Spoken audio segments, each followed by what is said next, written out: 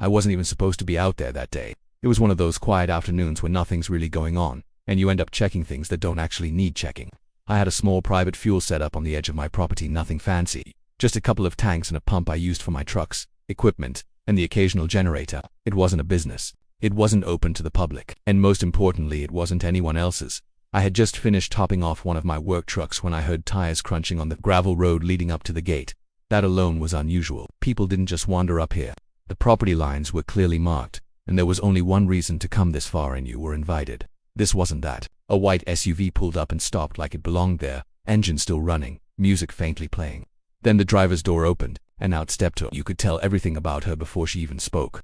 The way she stood, the way she adjusted her sunglasses, the clipboard in her hand like it gave her authority over anything she could see. She walked straight toward me without hesitation. No wave, no greeting. "Is this fuel system operational?" she asked, pointing at the pump. I looked at her for a second, then at the pump. "Yeah," I said. "It works good," she replied instantly. "I'll need about 20 gallons, just like that." Like she was placing an order. I leaned back against the truck and folded my arms slightly. "For what?"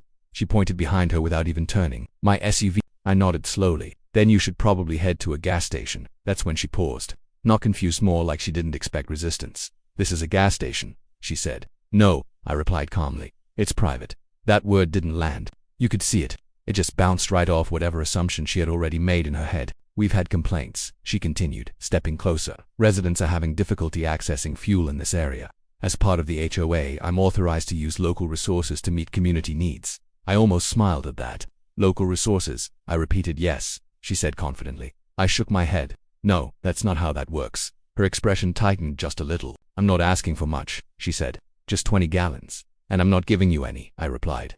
That's when the tone changed. "You can't refuse that," she said.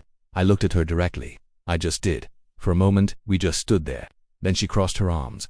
"You're creating a problem for the community." I let out a slow breath. "No, I'm protecting my property." That's when she pulled out her phone. "You're going to regret this," she said. "Probably not," I answered. She dialed. Didn't even hesitate. And I already knew who she was calling. She paced a little while the call connected, then started talking like she was reporting something serious. "Yes, I need an officer out here," she said. "There's a man refusing to provide essential resources and obstructing community access." I turned slightly away, leaning against the pump again, just listening. "He's denying fuel to residents," she continued. "This needs to be handled immediately." She hung up and looked at me like she had just won something. "They'll sort this out," she said. I nodded once. "I'm sure they will." Then I went back to checking the tank levels like nothing had happened, because honestly, nothing had. Not yet. About 15 minutes later, I heard another vehicle coming up the road. A different sound, this time heavier, more controlled. A patrol car. It rolled up slowly and stopped just outside the gate. One officer stepped out, calm, observant, the kind of presence that doesn't need to prove anything. He walked over, taking in the setup, the pump, the truck, and finally her afternoon. He said, "Officer." She jumped in immediately, stepping forward. "This man is refusing to provide fuel. We have a community need, and he's obstructing access." The officer didn't react right away. He just looked at her, then at me. "Is this a commercial gas station?" he asked. "No," I said. "Private system, personal use only." He nodded slightly, like that answered most of his questions already. "But it serves the area," she insisted quickly. "It's the only nearby source. That doesn't make it public," he said calmly. Her voice sharpened. "He's refusing a reasonable request." The officer looked at her again.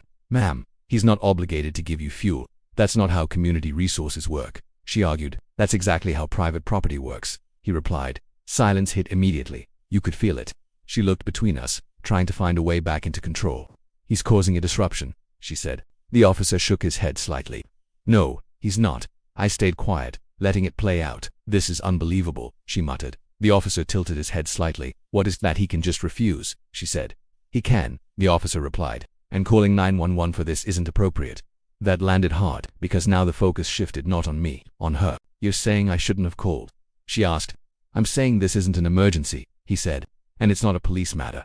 She didn't have a response ready this time. No clipboard note, no policy, just silence. The officer turned to me.